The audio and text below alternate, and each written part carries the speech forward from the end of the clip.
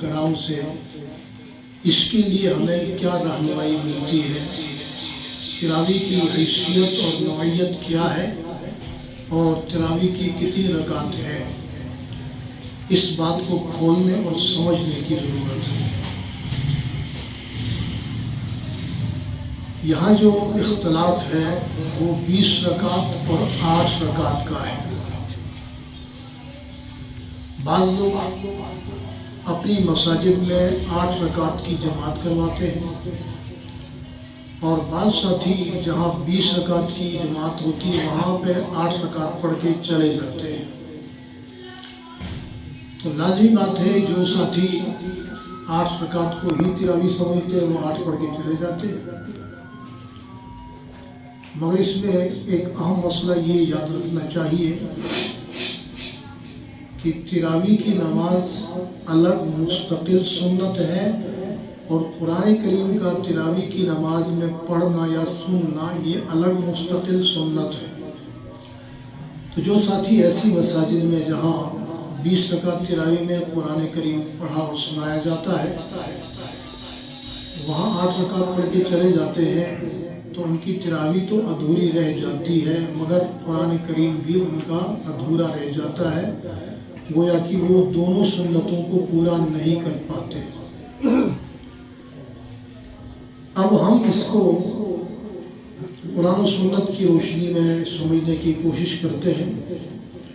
قرآن کریم میں اللہ کریم نے جہاں روزے کی فرضیت کا ذکر فرمایا ہے وہاں راتوں کے قیام کا بھی تذکرہ فرمایا ہے کہ تراویح دن کے روزے کو اللہ نے فرض قرار دیا ہے اور رات کے قیام کو اللہ نے نفلی عبادت قرار دیا ہے۔ ایسے ہی حضور صلی اللہ علیہ وسلم نے جو شعبان کی آخری تاریخ کو خطبہ دیا، مشہور خطبہ ہے، اس میں جہاں رمضان کے فضائل اور دیگر رمضان سے متعلق اہم باتیں بیان فرمائی، وہاں یہ بات آپ نے بیان فرمائی کہ اس کے دن کے روزوں کو اللہ نے فرض قرار دیا ہے اور رات کے قیام کو اللہ نے اضافی اور نفلی عبادت قرار دیا ہے۔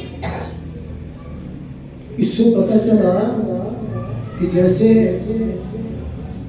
دن کے روزے فرض ہیں ویسے ہی رمضان میں رات کا قیام بھی ضروری ہے۔ اب جن حضرات کو اس بات میں اختلاف ہے کہ تراویح کتنی ہونی چاہیے،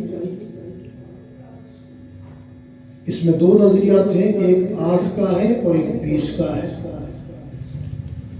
8 والے نظریے والے حضرات کے پاس ایک حدیث ہے ام عائشہ صدیقہ رضی اللہ تعالیٰ عنہ کی، وہ دلیل کے طور پر پیش کرتے ہیں، جس کی وضاحت کی جائے گی۔ اور 20 رکعت والے حضرت سیدنا فاروق اعظم عمر بن خطاب رضی اللہ تعالیٰ عنہ کے حکم پر عمل کرتے ہیں، کہتے ہیں کہ 20 رکعت تراویح پر حضرت عمر رضی اللہ تعالیٰ عنہ نے امت کو یعنی اس وقت صحابہ کرام کو جمع کیا اور مسجد نبی شریف میں 20 رکعت کی تراویح کی جماعت ہوتی رہی۔ اور اس کے علاوہ اسلام میں جو 4 فقہ رائج ہیں، 4 امام ہیں۔ سب سے پہلے امام اعظم امام ابو حنیفہ رحمۃ اللہ علیہ، دوسرے امام مالک رحمہ اللہ، تیسرے امام شافعی اور چوتھے امام احمد بن حنبل رحمہ اللہ۔ ان 4 کا اجماع اور 4 کے مسلکوں میں 20 رکعت تراویح ہے، نہ کہ 8 رکعت تراویح۔ اب ہم اس حدیث کی بات کرتے ہیں جو 8 رکعت تراویح والے حضرات پیش کرتے ہیں۔ صحابی نے ام عائشہ صدیقہ رضی اللہ تعالیٰ عنہ کی خدمت میں حاضر ہو کر عرض کیا، یا رسول اللہ، اماں جان، حضور پاک صلی اللہ علیہ وسلم کی رات کی نماز کی کیفیت بتائیے کہ رمضان اور غیر رمضان میں کتنی رکعت نماز رات کو آپ پڑھتے تھے؟ تو اماں جان نے فرمایا، رمضان غیر رمضان سب میں آپ کا معمول تھا 11 رکعت پڑھنے کا۔ اب یہ بات آپ ذہن میں رکھیں، یہ ام عائشہ صدیقہ رضی اللہ تعالیٰ عنہ سے پوچھا جا رہا ہے سوال، اور یہ گھر کی بات ہے، مسجد کی بات نہیں، اس بات کو مدد دیں۔ رمضان اور غیر رمضان میں 11 رکعت پڑھتے تھے وتر سمیت. ایک یہ حدیث ہے، وہ اس حدیث کو پیش کرتے ہیں اور کہتے ہیں کہ 3 رکعت جو ہے وہ وتر ہے اور 8 رکعت تراویح ہے، اس لیے وہ 8 رکعت پڑھاتے ہیں. حالانکہ وہی حضرات جن کی یہ دلیل ہے وہ وتر 1 رکعت پڑھتے ہیں، نہ کہ 3 رکعت. وتر 1 رکعت پڑھتے ہیں، 2 رکعتیں پڑھ کے باقاعدہ سلام پھیر کر کھڑے ہو کے 1 رکعت پڑھتے ہیں. اور اس 1 رکعت میں عام طور پر تو نمازوں کے بعد وہ حضرات ہاتھ اٹھا کے دعا نہیں کرتے، مگر وتر کی جو 1 رکعت ہے اس میں الحمد شریف اور سورت کے بعد ہاتھ اٹھا کر پڑھتے ہیں اللہم باعد بینی و بین خطایا، دعا پڑھتے ہیں. خیر یہ بھی الگ مسئلہ ہے. یہاں وہ وتر کو 3 رکعت مانتے ہیں مگر عملی طور پر پڑھتے ہیں 1 رکعت، اور تراویح کو 8 رکعت وہ قرار دیتے ہیں اس حدیث کی بنا پر. حالانکہ خود اماں عائشہ صدیقہ سے دیگر روایات میں رات کی نماز بھی جو رمضان غیر رمضان میں پڑھتے ہیں وہ فقط 11 نہیں، حضور پاک صلی اللہ علیہ وسلم سے اس سے کم بھی ثابت ہے، اس سے زیادہ بھی ثابت ہے. 10 رکعت بھی ثابت ہے، 8 بھی ثابت ہے، 6 بھی ثابت ہے اور 4 بھی ثابت ہے. تو یہ تو اس کی کوئی دلیل نہیں ہوئی. اور پھر اس نماز کا تذکرہ ہے جو گھر میں پڑھی جاتی ہے. اماں عائشہ یعنی آپ کی اہلیہ نے جو بتایا، تو جن حضرات کی یہ دلیل ہے 8 رکعت تراویح اور 3 وتر کی، تو وہ گھر میں اپنی بیویوں کے پاس 8 رکعت پڑھ لیں، اس سنت کو وہ گھر میں ادا کر لیں. مسجد میں پھر جماعت کرنے کا ان کے پاس کوئی جواز نہیں. پھر مسجد میں جماعت کے ساتھ جو 8 رکعت پڑھتے ہیں اس کی ان کے پاس کیا دلیل ہے بتائیں. اور حقیقت یہ ہے کہ ان کے پاس اس کی کوئی دلیل نہیں ہے، کوئی دلیل نہیں ہے. کیونکہ حضور پاک صلی اللہ علیہ وسلم نے اپنی زندگی میں صرف 3 راتیں جماعت کے ساتھ مسجد نبوی شریف میں تراویح پڑھائی ہے. صرف 3 راتیں پڑھائی ہیں، اور اس کی ترتیب بھی ایسی ہے. پہلی رات کو آپ نے پہلے ٹائم پہ پڑھائی، دوسری رات میں آدھی رات کو، تیسری رات میں آخری پہر میں تراویح پڑھائی، اور چوتھی رات صحابہ کرام منتظر رہے یہاں تک کہ شہری کے لیے وقت تنگ ہو گیا. پھر سے اگلے دن جب صبح آپ تشریف لائے تو عرض کیا آقا آج ہم ساری رات انتظار کرتے رہے، آپ تراویح کے لیے نہیں آئے. تو آپ صلی اللہ علیہ وسلم نے فرمایا یہ نماز اللہ کو اتنی پسند آئی کہ مجھے اس بات کا خدشہ محسوس ہوا کہیں یہ بھی تم پر فرض نہ ہو جائے. پہلے ہی 5 فرائض جو ہے وہی پڑھنا مشکل ہے، تو پھر ساری رات جناب 3 اور 6 گھنٹے کھڑے ہو کے پڑھو، یہ تمہارے لیے بھاری تھا، اس وجہ سے میں نے چوتھی رات تراویح نہیں پڑھائی.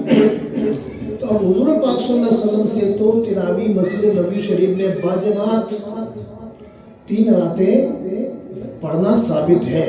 اگر آپ اس سنت پر عمل کر کے 8 رکعت پڑھتے ہیں تو آپ زندگی میں ایک بار تک 3 تراویح آپ نے پڑھ لی تو کافی ہو گئی نا. یہ بھی آپ کے پاس کوئی اس کا دلیل اور کوئی ثبوت نہیں.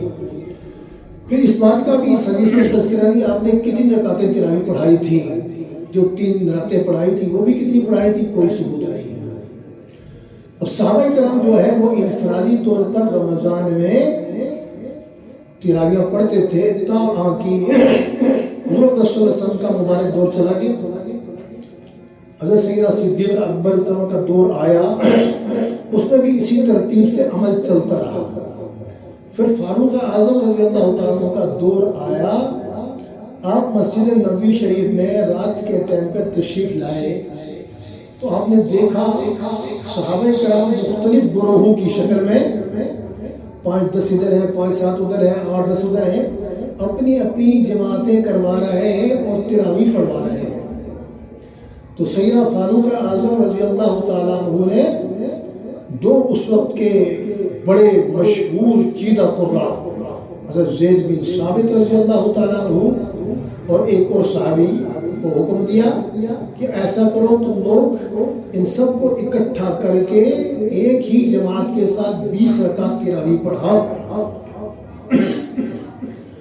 اب یہ کام آپ نے شروع کیا. آپ کا پھر جب یہاں سے گزر ہوا تو آپ نے دیکھا پوری امت اکٹھی ایک جماعت کے ساتھ تراویح پڑھ رہی ہے. تو آپ نے فرمایا واہ یہ کیا خوبصورت بدعت ہے. لفظ بدعت کا کہا اور کہا یہ کیا بہترین بدعت ہے، کیا خوبصورت بدعت ہے، کیونکہ یہ حضور پاک صلی اللہ علیہ وسلم کے دور میں یہ سلسلہ نہیں تھا، اس وجہ سے چونکہ نیا آپ نے قائم کروایا تھا اس لیے آپ نے اس کو بدعت کہا، اور ساتھ یہ کہا کہ بہترین بدعت ہے، کیا خوبصورت ایجاد ہے یا نئی چیز ہے، اس پر آپ خوش ہو گئے۔ اب اس بنا پر پوری امت کا اجماع ہے 20 رکعت تراویح پر۔ اب یہ جو امت کے 4 فقہی طبقات ہیں، حنفی، مالکی، شافعی، حنبلی، سب کا اس بات پر اتفاق اور فتویٰ ہے کہ تراویح باجماعت مسجد میں 20 رکعت ہے۔ اور یہ فتویٰ کیوں ہے، کس لیے ہے، اس کے لیے دلیل کیا ہے؟ تو دلیل یہ ہے، اللہ کے محبوب صلی اللہ علیہ وسلم نے فرمایا علیکم بسنتی وسنت الخلفاء الراشدین المہدیین، تمہارے لیے جیسے میری سنت محمد صلی اللہ علیہ وسلم کا عمل ضروری اور سنت ہے، ویسے ہی میرے ہدایت یافتہ خلفاء راشدین کی سنت بھی ہے۔ تو سیدنا فاروق اعظم رضی اللہ تعالیٰ عنہ کو جو خلیفہ راشد اور ہادی اور مہدی مانتے ہیں، ان کے لیے تو پھر 20 رکعت تراویح لازمی ہے۔ جو سیدنا فاروق اعظم کو خلیفہ راشد اور مہدی نہیں مانتے، پیغمبر کے اس فرمان کا مصداق نہیں سمجھتے ہیں، وہ نہ صرف یہ اس پر عمل نہ کریں بلکہ اپنے ایمان کی بھی خیر منائیں، کیونکہ پیغمبر نے حکم دیا جیسے میری سنت ہے ویسے عمر کی سنت ہے، ویسے ابوبکر کی سنت ہے، ویسے عثمان و علی کی سنت ہے، ویسے ہی طلحہ زبیر کی سنت ہے، ویسے ہی معاویہ بن ابی سفیان کی سنت ہے، میرے خلفاء راشدین کی سنت یہی میری سنت ہے۔ تو یہی کافی نہیں تھا، پھر چاروں ائمہ کا اس پر اتفاق اور اجماع بھی ہے، اب تو اس کے خلاف کوئی کسر رہی نہیں، اس لیے وہ ساتھی جو 8 رکعت پڑھ کے چلے جاتے ہیں وہ مہربانی فرمائے، تفصیل کا وقت نہیں ہے، اس کے لیے مزید گفتگو کی ضرورت ہے۔ جیسے احادیث میں بیان کیا گیا کہ دن کا روزہ فرض ہے اور رات کی تراویح جو ہے وہ سنت ہے، جس کا غیر رمضان سے تعلق نہیں ہے۔ تو وہ حدیث تو ویسے بھی یہاں کارآمد نہیں ہے، رمضان اور غیر رمضان میں 8 پڑھتے تھے یا 11 پڑھتے تھے، یہاں تو رمضان کے تطوع اور رمضان کے اضافی، رمضان کی رات کی نفلی عبادت کا تذکرہ ہے، غیر رمضان کا تو تذکرہ ہی نہیں۔ باقی تہجد کے بارے میں بھی یہ حتمی اور قطعی نہیں ہے کہ 8 ہی رکعت ہے، تہجد 4 بھی پڑھ سکتے ہیں، 6 بھی پڑھ سکتے ہیں، 8 بھی پڑھ سکتے ہیں، 10 بھی، یہ تو ہے مسنون تراویح تہجد جو ہے۔ اب اس کے علاوہ 100 رکعت بھی پڑھنا چاہے تو کوئی ممانعت نہیں ہے۔ اور پھر جو حضرات 20 رکعت تراویح پڑھتے ہیں انہوں نے 8 پر بھی عمل کیا، 12 پر بھی عمل کیا، 20 پر بھی کیا، اور جنہوں نے 8 پر عمل کیا ہے انہوں نے ایک ام عائشہ کی گھر والی حدیث پر تو عمل کیا، باقی سارا نظام گھرے کا درا رہ گیا۔ اس لیے ساتھی اس بات کو پلے باندھیں۔ اب یہ تین تفصیلی بات جو ہے وہ عشاء کے وقت تراویح کو نہیں کی جا سکتی، اور پھر یہ جو تراویح کا جو ٹائم ہے، ہم جو قیام اللیل اس کا نام ہے، قرآن و حدیث میں قیام اللیل اس کا نام ہے، تو یہ جو قیام اللیل ہے یہ تو کم سے کم 1/3 رات کا حصہ ہے، 1/3 رات کو 3 حصوں میں تقسیم کرو تو کم از کم درجہ اس کا 30 رات کا بنتا ہے۔ من ثلث اللیل ونصفہ وثلثہ وطائفۃ من الذین معک، سورہ مزمل قرآن میں اس کی تفصیل ہے۔ تو ہم تیسرا حصہ بھی قیام نہ کر سکے، جو گھنٹہ 1.5 گھنٹہ ہے اس میں جو قرآن پڑھا جا رہا ہے وہ تو ہم تفصیل کے ساتھ سنیں اور اس حدیث کا بھی مصداق ہو جائے۔ اب وقت زیادہ ہو رہا ہے۔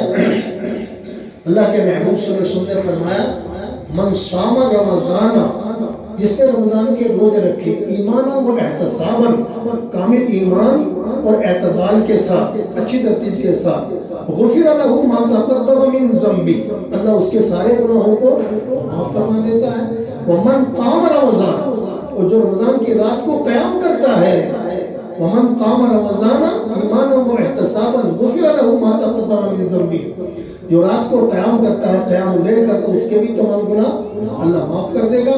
ومن قام لیلۃ القدر ایمانا و احتسابا، جو لیلۃ القدر میں قیام کرتا ہے، غفر لہ ما تقدم من ذنبہ، اس کے بھی گزشتہ سارے گناہ معاف کر دیے جاتے ہیں تو پوری تراویح پڑھیں گے، زیادہ وقت دیں گے تو انشاءاللہ اس حدیث کا بھی مصداق ہوں گے۔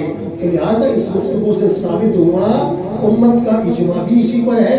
حرمین شریفین میں بھی پہلے دن سے لے کر اب تک 20 رکعت ہی پڑھی جاتی ہے، اس لیے کوئی جواز نہیں بنتا امت میں تفرقہ ڈالنے کا اور نماز کٹا کر جان چھڑانے کا۔ اللہ کریم سب کو سمجھنے عمل کرنے کی توفیق عطا فرمائے۔